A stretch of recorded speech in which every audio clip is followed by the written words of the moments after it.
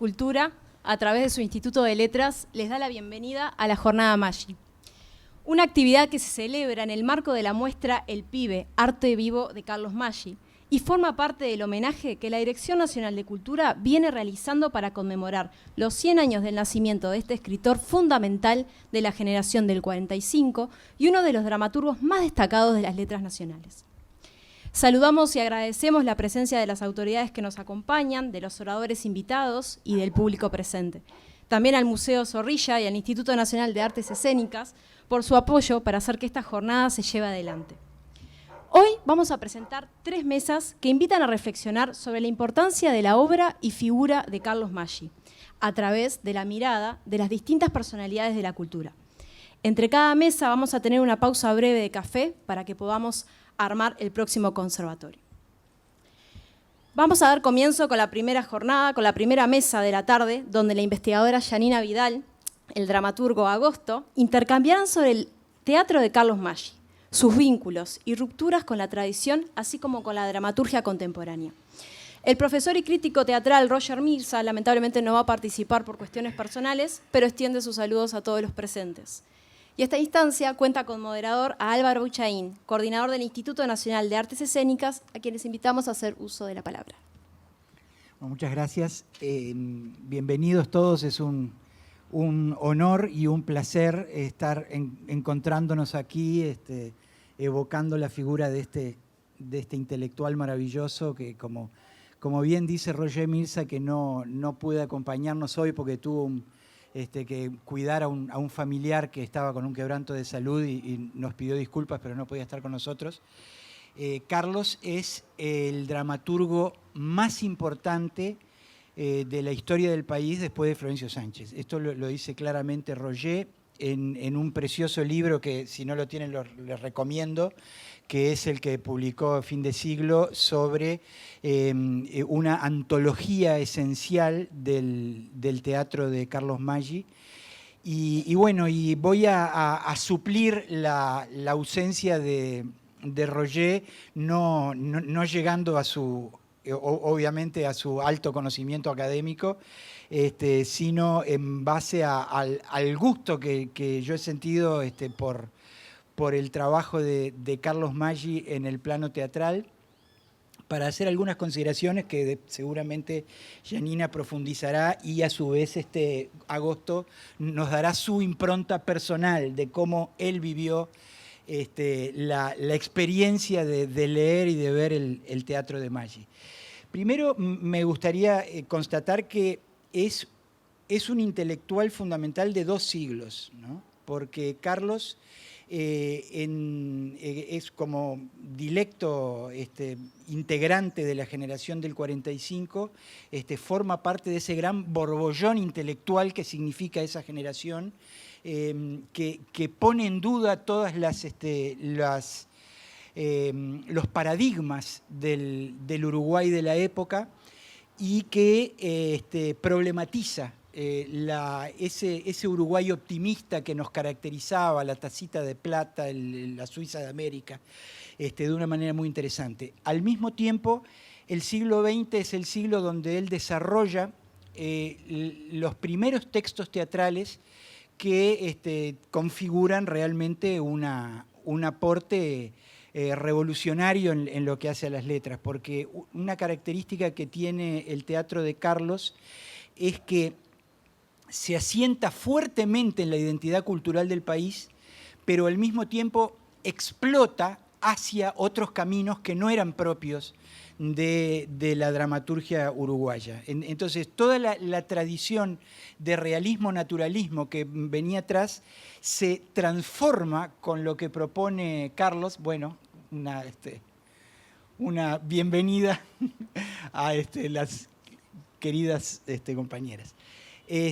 Todo ese realismo-naturalismo que caracterizaba nuestro teatro se transforma con la escritura de Maggi, una escritura que por momentos nos permite encontrarnos con lo más lo más vanguardista del teatro europeo de la época. Estoy pensando en los vasos comunicantes que puede haber con Samuel Beckett, con Eugene Ionesco, por ejemplo, pero al mismo tiempo llevado a través también de un respeto a una tradición del sainete y del grotesco criollo que también es absolutamente innovadora por la manera como él la transforma.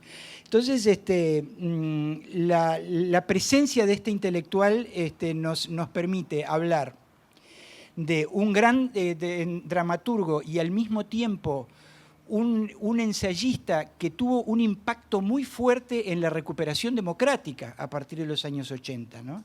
El otro día veía esa preciosa tertulia de En Perspectiva, donde estaban ustedes, María y Ana María, donde se evocaba justamente aquel fenómeno impresionante que fue en la salida democrática, en la salida de la dictadura y el inicio del periodo democrático a partir de 1985, la iniciativa de la alimentación por bandejas escolares que unió a personas tan disímiles como Maggi, Mauricio Rosenkopf y el teniente general Hugo Medina. O sea, ese encuentro de personalidades dispares, ¿no?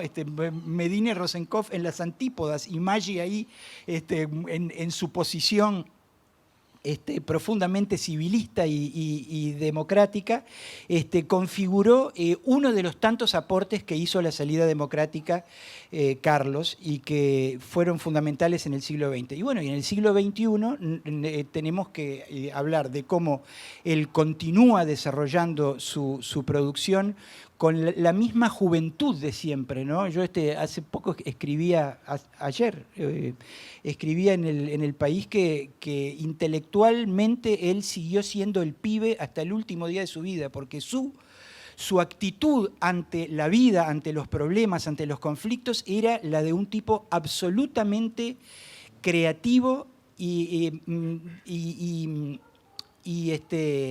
inesperado, ¿no? Como puede ser la actitud de un chiquilín que no tiene prejuicios, que no tiene ataduras, que no tiene esos bloqueos ideológicos que son tan comunes en la historia de la intelectualidad uruguaya.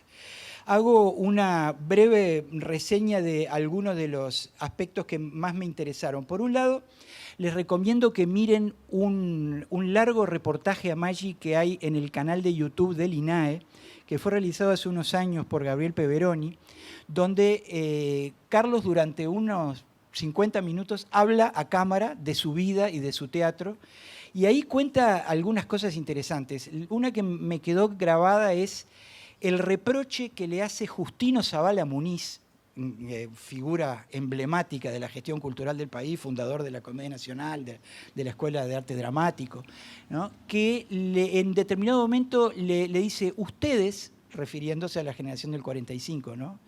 A ustedes les dejamos un país divino y ustedes se quejan como locos. Es genial esa frase porque tiene que ver con el cuestionamiento que hace la generación del 45 de un Uruguay que era medio una mosca blanca en el contexto latinoamericano, pero que de alguna manera lo que ellos hacen es profundizar ese tema.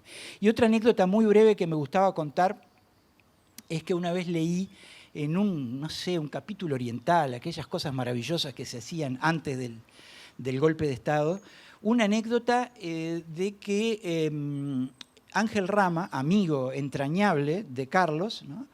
En determinado momento escribe una novela, creo que escribe, a lo mejor Ana María recuerda más la historia, y le muestra el original, le entrega el original a Carlos para que Carlos opine qué le parecía. Carlos le dice que es horrible, que es pésimo el texto, y Ángel Rama, nada menos que Ángel Rama, por eso que le dice Carlos, quema ese original y esa novela desapareció. Entonces, ver un poco la manera como funcionaba esa generación, donde había amistad, donde había un tremendo respeto intelectual y donde además se cruzaban las distancias ideológicas con una gran facilidad. O O sea, había dentro de la generación gente como Maneco y Maggi que funcionaban dentro del vallismo, y por otro lado personalidades de izquierda, y todos se entendían y todos confluían en un Uruguay que tendríamos que volver a reflotar. En lo que hace a la dramaturgia, Victoria, no te veo, vos me avisás cómo ando. ¿Vamos bien? Vamos bien, perfecto. En lo que hace a la dramaturgia, bueno, quería constatar, lo va a desarrollar más a fondo Janina, que su primera obra, La Trastienda, ya marca el rigor intelectual y el desafío sociopolítico que encara Carlos Maggi en cada una de sus creaciones. Porque La Trastienda es un lugar que se ve, que es el almacén, y el lugar que está detrás de esa fachada. Y de alguna manera todo lo que escribe Maggi a lo largo de toda su vida es mostrarnos la trastienda de lo aparente. Y esa trastienda, que es un símbolo claro de la sociedad uruguaya, bienvenida Estela, aparece después otro símbolo preciso del Estado uruguayo en la biblioteca. La biblioteca es un texto en el que a través de 40 años se siguen colocando una y otra vez la piedra fundamental de una reforma de una biblioteca que nunca se hace. Y ese espacio se va deteriorando y la gente, como pasa en otras obras de él, se va animalizando, se va empobreciendo física, intelectual y emocionalmente a lo largo que pasan esos años, como una metáfora tremenda de un estatismo paralizante que él tanto criticaba de nuestra sociedad.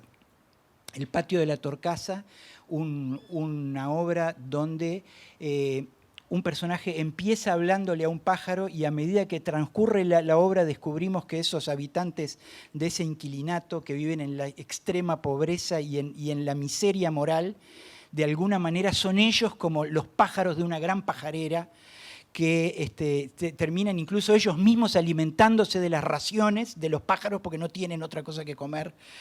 También una visión de la decadencia de un país que no se atreve a cambiar y a lanzarse al futuro. Por eso hay un gran... si ustedes han visto los ensayos de Carlos a partir de los años 90, creo que el más conocido se llama La Reforma Inevitable, hay un gran punto de contacto entre la dramaturgia de Carlos, eso que él denuncia de una manera poéticamente salvaje, porque son muy salvajes sus textos. El último acto del patio de la Torcasa es casi de gran guiñol. La muchacha que era la hermosa del conventillo termina prostituida, recibiendo uno tras otro los clientes. Se muere una señora y la colocan como una especie de asusta público y cobran por eso. Es guiñolesco lo que pasa al final del patio de la Torcasa. Bueno, tiene que ver con esa visión desencantada. Otros textos, no me quiero extender, el apuntador es un texto tremendamente poético que parece inspirado tanto en el Gran Teatro del Mundo de Calderón como en ese monólogo inmortal de Shakespeare en Macbeth, cuando dice: la vida es un actor que consume su hora sobre el escenario y no se le escucha nunca más. Bueno, el apuntador es eso, es la soledad del actor, que es la persona que está viva y que se enfrenta a la inevitabilidad de la muerte, que, como dice en su acotación, Esteban y Elena Contraluz intentan vanamente iniciar la obra. No tienen letra, dan un poco de lástima. Y ellos terminan diciendo: el apuntador, el apuntador, el apuntador. El apuntador no está, o sea que estamos en un mundo existencialista sin sentido, en un absurdo existencial, ¿no?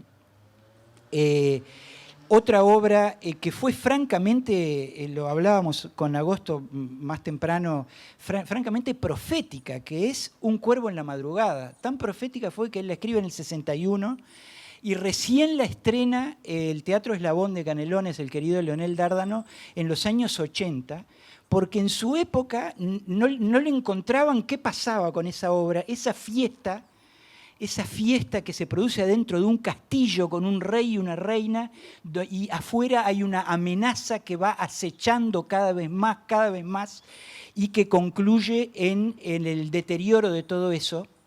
Carlos en el año 61 estaba profetizando las luchas que empezarían en el 63 con el inicio del Movimiento de Liberación Nacional Tupamaros, pero que terminarían en el desastre del golpe de Estado que en este año estamos celebrando sus 50 años. Vean cómo en el 61 él generó una fábula que parecían, incluso hay unos textos de Ángel Rama que dicen que se trata de una fiesta de la aristocracia y afuera está el pueblo tratando de entrar, y en realidad, leído con la mirada del hoy, de todo lo que padecimos en este país en la dictadura, se muestra el sentido profético de ese texto impresionante. Frutos, un espectáculo sobre la vida del gran Fructuoso Rivera, que, como él dice al principio, cuando explica las acotaciones iniciales, ningún acto teatral repite la realidad histórica, al revés, la irrita. Esa es de alguna manera una síntesis del trabajo de Carlos Maggi sobre la cultura y la sociedad uruguaya. Él no quiere subirse a un mainstream cultural y hacer buena letra con el ambiente político, intelectual. Él lo que quiere es exactamente eso, irritar, provocar, desafiar las falsas unanimidades que muchas veces a los uruguayos nos adormecen. Y dejo por ahí porque ya estamos en la hora y pasamos a Yanina Vidal para que nos cuente desde su punto de vista académico un mejor análisis de estas obras y de la influencia que han tenido las obras, la dramaturgia de Carlos Maggi en su época y más allá, ¿no? No sé si se me escucha ahí. Ahí va. Hola, buenas tardes. ¿Se me escucha? Sí. Bueno, primero que nada, yo voy a hablar un poco de las obras que tienen que ver con el periodo de finales de los años 50 y los años 60. Y sobre todo, cómo se estaba escribiendo durante ese periodo, quiénes estaban escribiendo. Y porque me interesa también reflejar otros procesos de la literatura en la medida en que muchas veces el teatro nunca es tenido en cuenta en los estudios literarios, ¿no? Cuando se hace un panorama literario, siempre se habla de un panorama poético, de un panorama de la narrativa, y el teatro siempre queda por fuera, ¿no? Incluso hay personas que dicen, bueno, que el teatro no es literatura, y creo que el gran problema del teatro, al no publicarse, ¿no?, con tanta facilidad como otros géneros literarios, tiene justamente estas consecuencias, ¿no? Que vemos una obra de teatro, esa obra se estrena y pasa al olvido, ¿no? Incluso para quienes investigamos artes escénicas es muy difícil después hacer un trabajo de archivo, y un trabajo de archivo en la contemporaneidad, ¿no? Porque a veces tenemos que agarrarnos de lo que pasa en las redes sociales, descargar fotos de Instagram, de Facebook, porque ni siquiera los propios hacedores o los propios actores tienen un registro, porque tampoco hay una costumbre de realizar un archivo en vida y un archivo en el proceso, ¿no?, de creación. Entonces a mí me interesa un poco mostrar qué se estaba escribiendo también mientras Carlos Maggi estaba produciendo su dramaturgia. Voy a leer para ser cuidadosa con el tiempo. Bien, Carlos Maggi sostenía que del teatro se sale modificado. Así lo dijo en la tertulia. A diferencia de otras experiencias estéticas que para él no aportaban nada. Me detengo en esta afirmación porque en un principio la consideré dudosa. Existe la posibilidad de ir al teatro y que no pase nada. Sin embargo, esta deducción se convirtió en pregunta. ¿Se puede salir del teatro sin que la obra nos modifique? Y a medida que su afirmación resonaba más, me fui dando cuenta que sí tenía razón. En aquello que puede resultar insulso, desangelado y sin pasión, se encuentra la modificación del espectador. Y esta es a través de la indignación. porque la obra no llegó a producir ningún efecto sobre la expectativa, una expectativa que siempre se tiene, no importa qué tan alta pueda estar. Es a través de la indignación que la dramaturgia de Carlos Maggi se compone de personajes y situaciones que colocan este tema en funcionamiento, tanto del lado de la escritura como del lado de los espectadores.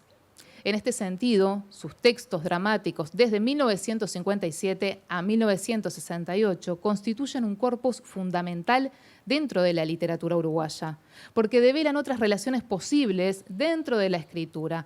En primer lugar, mostrando la fricción entre la década del 50 y del 60 en obras donde la crisis económica degrada al sujeto y destruye a la familia como estructura social. En segundo lugar, Maggi escribió este teatro mientras se establecen otros quiebres que tienen que ver con la pérdida de la autonomía de la literatura y con los distanciamientos del realismo que empezaron a tener mayor densidad. A partir de este aspecto, es importante señalar cómo se estaba comenzando a escribir en ese entonces, cómo se escribía. Desde las primeras publicaciones de narradoras fantásticas, como María Inés Silva Vila, Rosa Di Giorgio, Armonía Somers, entre otras, hasta la publicación de Raros y Malditos de la literatura uruguaya por Ángel Rama en 1966, en el semanario Marcha, que dio paso a Aquí 100 años de Raros. Se entiende que el panorama literario ha cambiado hacia un desapego o problematización del realismo, que también se traslada a la dramaturgia. Un caso puntual puede ser el de Ricardo Prieto, que ayer fue su cumpleaños, quien para 1966 y 1967 ya había escrito El huésped vacío y Me moriría si te vas.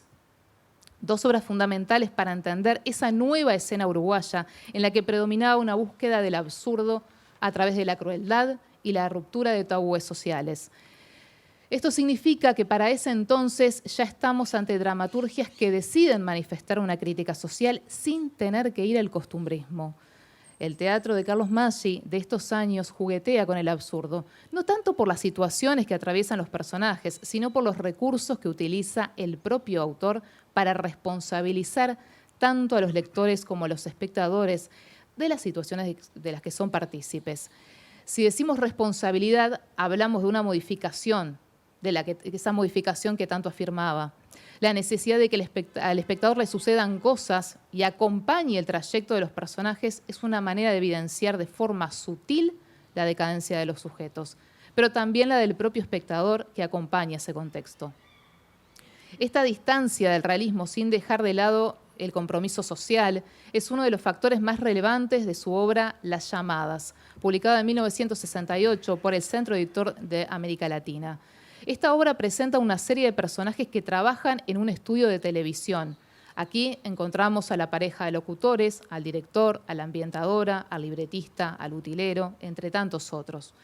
Lo particular de esta obra es la juxtaposición de situaciones que no tienen relaciones entre sí. Y por eso es la obra más cercana al absurdo de esta etapa. Pocas veces los personajes dialogan de cosas en común, sino que cada uno está en su mundo, mientras ellos mismos están atrapados en la ficción de la televisión.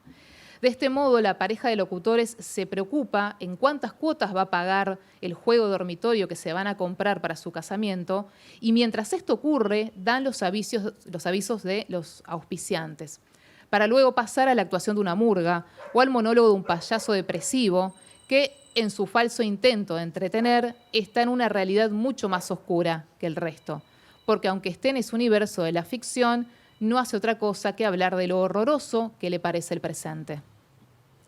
Este aislamiento de los personajes con el mundo exterior se ve afectado por algunas palabras del camarógrafo.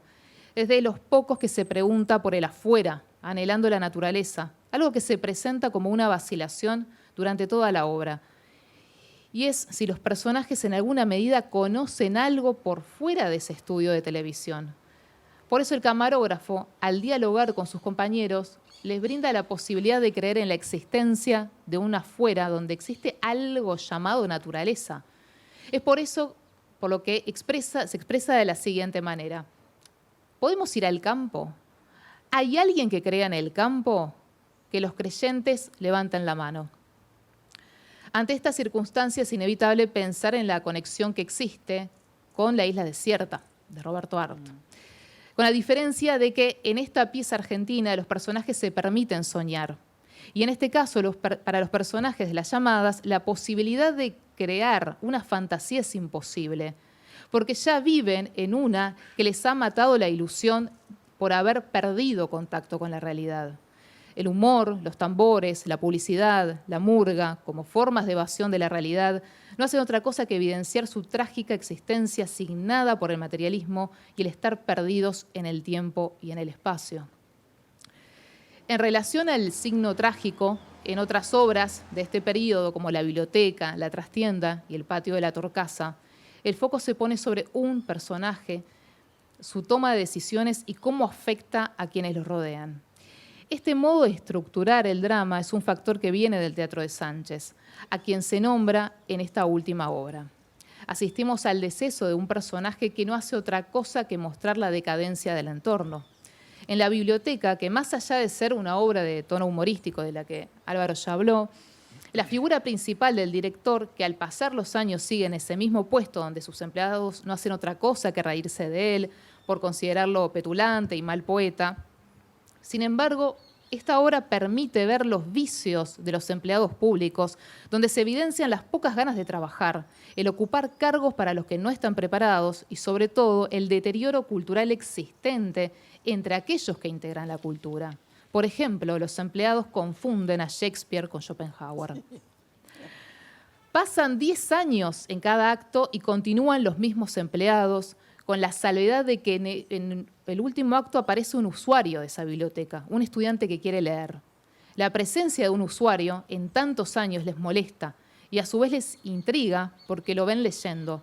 El estudiante se convierte en una figura ominosa que trastoca el sentido de sus vidas, porque les inquieta más su presencia que entender que están allí para cumplir un servicio. Por este motivo es que esta nueva figura no hace más que preguntarse: ¿por qué lee? En La Trastienda y en El Patio de la Torcasa asistimos al declive de una familia de clase trabajadora, tanto en lo económico como en lo social. Ambas representan esa fricción entre los 50 y los 60, donde la crisis económica inevitablemente conlleva a una crisis social, y este pasaje es el que Maggi trata fielmente.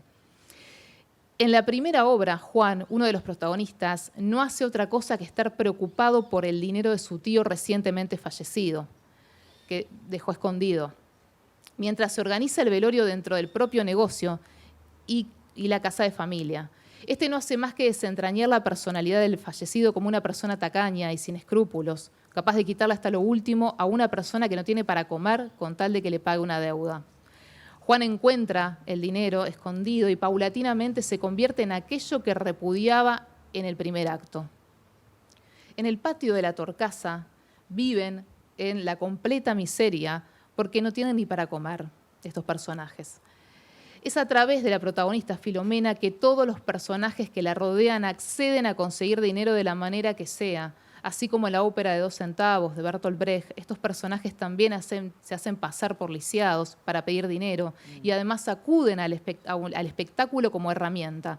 Ambas obras ponen al personaje y al destino de este como signo del resto, lo que significa que también es parte de un signo de la sociedad. La estrategia donde un personaje es el centro y los demás actúan en función de sus movimientos es un detalle que viene también del teatro de Sánchez. En El Patio de la Torcasa directamente se lo nombra al pretender describir el espectáculo que están haciendo. Sin ir más lejos, tanto por su protagonista como por el conflicto que van arrastrando estos personajes, se relaciona directamente con los sainetes de Marta Gruni y el desalojo. En este sentido, el conflicto que se resuelve de manera cíclica y donde la evolución de los protagonistas devela las fragilidades y miserias del resto. También encontramos en el teatro de Carlos Maggi el signo de Sánchez, la justicia. Y acá voy a desarrollar un poco mínimamente de por qué, sí, ya cierro, la justicia se convierte en un signo para mí del teatro nacional. Diría que hasta un signo fundacional, pero eso es para otra oportunidad. Me voy a centrar únicamente en Maggi. Carlos Maggi era abogado y es un dato que no puede pasar desapercibido a la hora de preguntarse sobre la posibilidad que el teatro tiene de modificar. Desde la perspectiva de la filosofía del teatro, una obra muestra un estado de derecho, una situación de los sujetos de derecho, su soberanía y, por sobre todas las cosas, las formas de hacer justicia.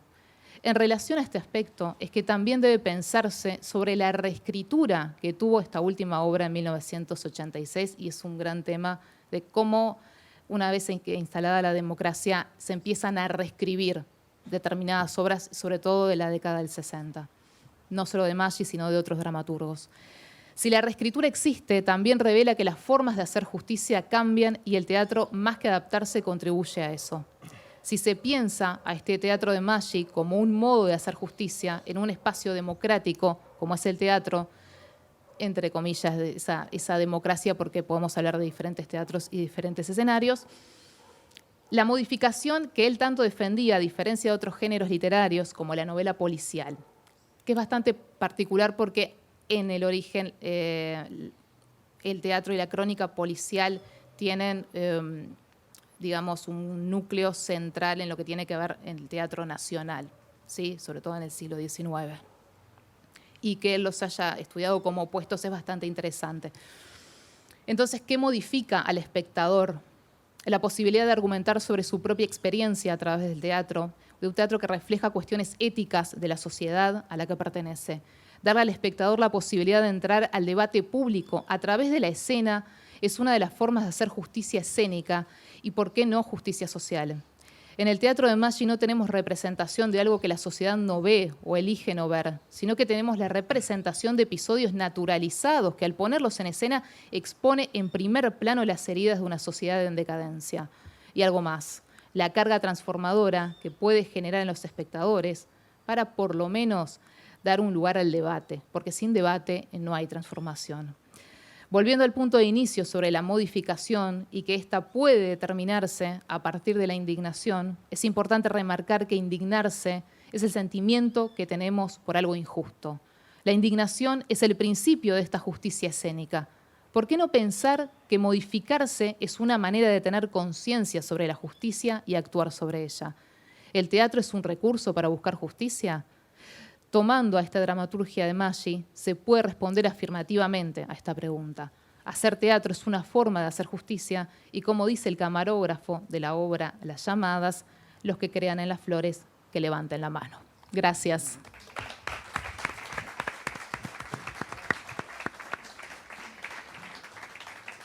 Muchas gracias, Janina.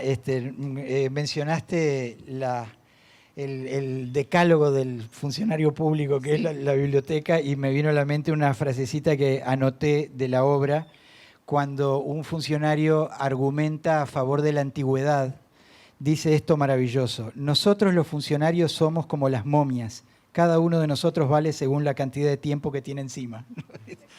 Mejor dicho, imposible. Pasamos entonces a Agosto, que nos va a contar un poquito sus vivencias personales en la cercanía con Carlos. ¿Se escucha así? Bueno, yo primero me presentaría porque siento que acá nadie tiene ni idea de quién es. No?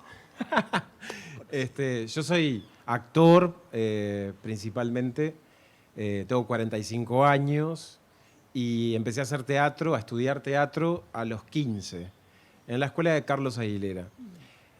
Mi camino artístico, digamos, ha sido un poco peculiar porque tuve un pasaje por la televisión en un momento, un personaje cómico, digamos, se hizo popular en aquel momento, y Alcira, y me diversifiqué bastante siempre como en la rama de las artes escénicas y el audiovisual y lo que me interesaba, pero nunca hice foco todo el tiempo solo en algo específico, en este caso el teatro. Sí, estudié 8 años de teatro.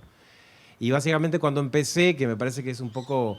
No sé qué hago allá, si está Estela Medina ahí, la verdad que debería estar ella en esta mesa, no yo, es la verdad. Y la verdad es que, bueno, cuando empecé a estudiar teatro, siempre... no vengo de una familia que me haya cultivado en el teatro, para nada. Y como un adolescente lo que querés y lo que conocés son las películas y Hollywood y lo que sucede en la televisión. Entonces ese era mi afán, digamos, cuando empecé a querer ser actor. Y me metí a estudiar teatro, ¿no? Hice en la escuela de Carlos Aguilera, creo que ya lo dije, ¿no? Y en el segundo año yo estaba todavía como, me encantaba, me desafiaba, pero todavía no había encontrado algo que dijera qué pasión que me genera esto. Y en el segundo año, Rubén Yáñez, que entiendo que era al menos colega de Maggi, y que seguro había desarrollado con él varias cosas, nos presenta la obra de Maggi. Entonces nos pusimos a leer varias obras de él. Las llamadas, La biblioteca, Un cuervo en la madrugada, bueno, El patio de la Torcasa, que creo que, no sé si no la dirigió Yáñez. La dirigió Yáñez, sí, bueno, con la Comedia Nacional. La debes haber actuado vos, Estela. ¿no? Sí. Bueno, entonces, en ese momento me acuerdo como que a mí se me dio vuelta ese mundo del teatro. Y empecé a leer esas obras que tenían sentido del humor, que yo sentía en ese momento, con 15, 16 años, qué vanguardista, qué es esto, sin pretender ser vanguardista, porque yo era un nene ahí, medio cero vanguardista. Pero la verdad es que, claro, descubrí un mundo, una profundidad de capas y de capas de lectura de una misma anécdota, el absurdo profundo, que, claro, me llenó de entusiasmo. Fue como que me terminó de enamorar del teatro la obra de Maggi, básicamente, ¿no? Que, digo, no soy ni un estudioso de la obra de Maggi, ni nada. Simplemente tuve como esa experiencia y, sinceramente, creo que el otro día, en la primera muestra que hicieron acá de homenaje a Maggi con artistas visuales, una amiga mía, Rita Fischer, que es una artista visual que adoro, hacía una de las piezas y yo me expresé efusivamente, adelante del coordinador, creo, sobre la obra de Maggi, y creo que ese es el único motivo por el cual estoy acá. Y bueno, la verdad es que ahora me puse a releer un poco la obra y bueno, no es que tenga mucho más que agregar de la lectura que han hecho ustedes. Sí, me volvió a impresionar, más que esa crítica a la sociedad uruguaya que es muy clara y que creo que si hoy montás una obra de Maggi, tiene obviamente que haciéndole las adaptaciones correspondientes mínimas, tiene total vigencia porque como que expone ese patetismo humano que creo que más que cernirse solo a la sociedad uruguaya, ya la trasciende. Y creo que fue un gran crítico del sistema en el que vivimos, genérico. En la biblioteca, cómo terminan alienados esos personajes que esperan y que nunca cuestionan a la autoridad. Entonces pasan 10 años y acá se puso la piedra fundamental y hay que seguir, ¿viste? El otro día fui a visitar la Torre de Antel y entramos con una amiga que me está visitando de Berlín y queríamos subir al piso de arriba. Y el hombre, que era un empleado público, supongo, porque se trabaja en la Torre de Antel, nos dice, no, eso está cerrado hace 3 años desde la pandemia, todo lo que te digan es mentira. Bueno, buenísimo. Entonces le dijimos, pero hay un museo, ¿no? Se puede ver la obra. Hay un museo, pero no creo que te dejen entrar. Vení, pero difícil que te dejen entrar. Buenísimo. Un baño hay también, ¿no? Para ir. Tampoco se podía ir al baño. Como esa cosa, viste, del funcionario y el empleado, voy a decir la palabra más allá, creo que trasciende el funcionario público, que todo el mundo ha hablado mucho y se ha reído mucho del funcionario público en Uruguay, pero es el empleado, es el ser que depende de un sueldo y que no cuestiona nada, que en definitiva, a mis ojos, es un moderno esclavo de un sistema. Yo soy antisistema, se lo digo. Y creo que Maggi ha hecho ha calado hondo y con con una originalidad y creatividad que lo único que les puedo decir que relean o lean alguna obra de Maggi porque es buenísimo. Y bueno, eso es lo que puedo aportar yo.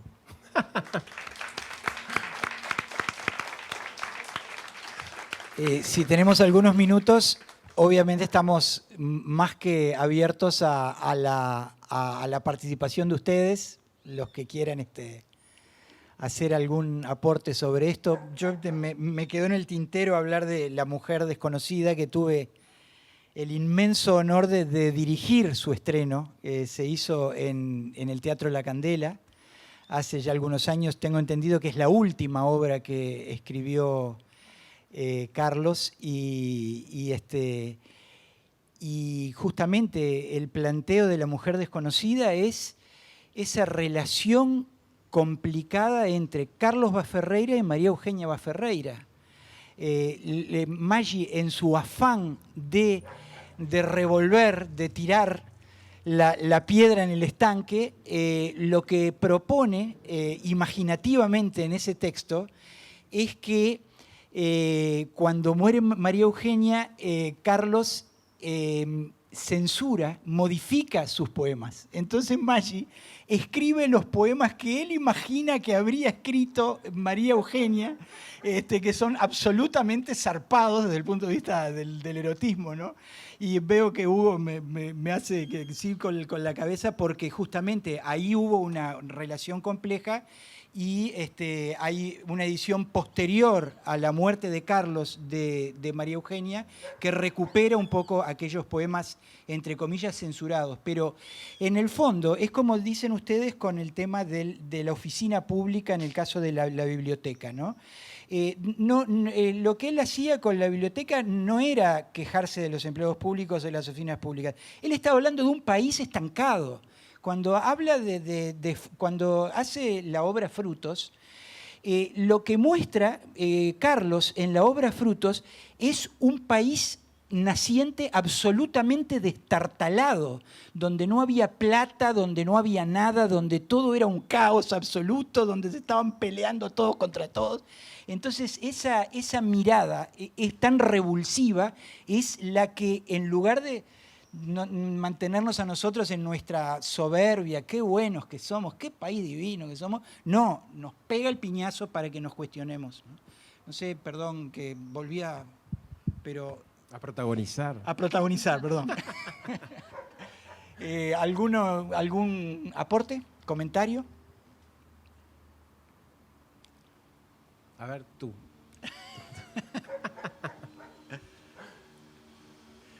Lo damos por cumplido y pasamos a la segunda que viene. Ah, pará, Matías.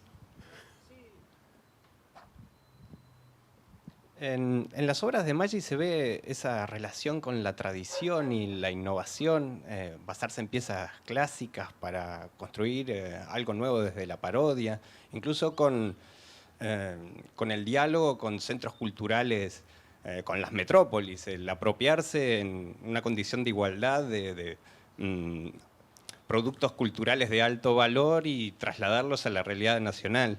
¿Hay algún ejemplo de dramaturgos contemporáneos que en esa apropiación reescriban o dialoguen con la tradición? Una buena pregunta. No sé si vos mencionaste a Prieto, que es un autor que sigue forzando esa línea, ¿no? La dramaturgia actual,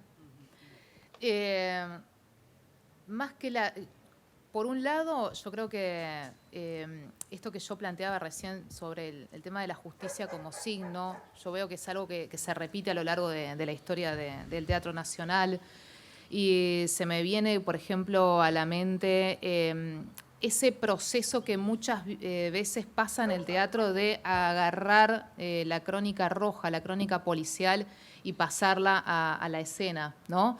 Estoy pensando, por ejemplo, en Muñecas de piel de Marianela Morena.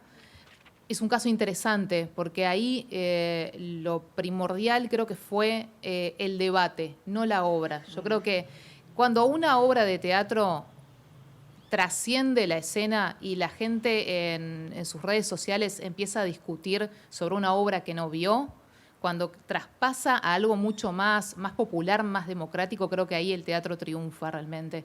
Y ese creo que es el gran valor que tiene el teatro uruguayo. Creo que también sucedió algo con Ana contra la muerte de Gabriel Calderón, también partir de una crónica, de una noticia y después hacer un texto en relación a eso, y creo que son cuestiones que vienen del origen de nuestro teatro, porque Florencio Sánchez hacía exactamente lo mismo. Marta Gruni es una crónica policial argentina y después pasa a Sainete, como muchas obras más. 6 de Federico Roca, ¿no? 6 de Federico Roca también. Y después, en cuanto a la tradición, a mí me gusta mucho el trabajo que hace el Arcasa Teatro. Es un elenco de acá de Uruguay. Sí. Teatro de grupo. Sí. Y ellos, han trabajado con Sánchez, con otros autores, y de alguna manera también lo que hacen es abrir la obra a el contexto. Y una de las cosas interesantes que yo vi, creo que para mí es, si no es la mejor puesta en escena, anda por ahí, de Barranca Abajo, la hicieron ellos, porque hicieron realmente una obra para adolescentes donde trataron la temática del suicidio, ¿no? Y acá tenemos la mala costumbre de no hablar de los problemas directamente. Y era una obra donde nunca encontrabas entradas, era impresionante, nunca se podía ver porque siempre estaba lleno. Y después se entiende el porqué, ¿no? Decir, bueno, si es Barranca Abajo, donde en el final el protagonista se suicida, más allá de la censura que eso tuvo después y que Sánchez tuvo que cambiar el final, pero ese es fue el final original, y ellos dijeron, no, vamos a tomar este final y vamos a problematizarlo con el público, y sobre todo con público adolescente, ¿no? Creo que eso es fuerte. Son como los casos así que se me vienen en relación, ¿qué pasa? ¿Cómo darle continuidad a la tradición o romperla?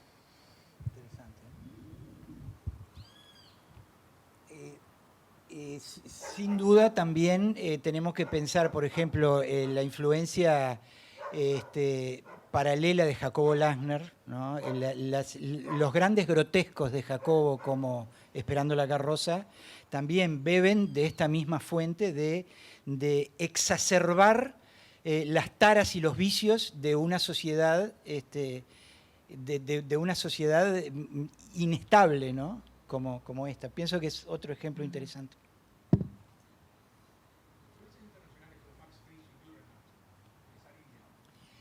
Sí, yo Max Frisch conozco menos, pero Dürrenmatt claramente, esa obra increíble que es la visita a la vieja dama, claramente allí hay. Pero vos sabés que lo interesante es que la producción de Carlos bebe de esas fuentes, porque claramente también hay obras que tienen una gran... Esperando a Rodó, está todo dicho, ¿no? Esperando a Rodó es una paráfrasis de Esperando a Godot de Beckett. Pero lo interesante es que el absurdo de Carlos pasa por la lente de la uruguayidad, de una manera muy contundente. O sea, estos personajes son uruguayos, no tienen nada que ver con lo que puede generar un Dürrenmatt o un Ionesco, por ejemplo. Son tipos que te los cruzás por la calle y que hoy el personaje del patio de la Torcasa hoy es un pastabacero que tenés en la esquina de tu casa. Pero, perdón, sí. Considero que eso mismo que él representa es súper universal. También. Si vos adaptás esas obras, creo que en muchas sociedades, al menos occidentales, se identificarían por completo. Hacés el patio de la Torcasa o la biblioteca en Roma y sería... O sea, creo que es un poco... Yo personalmente lo veo muy uruguayo y muy universal.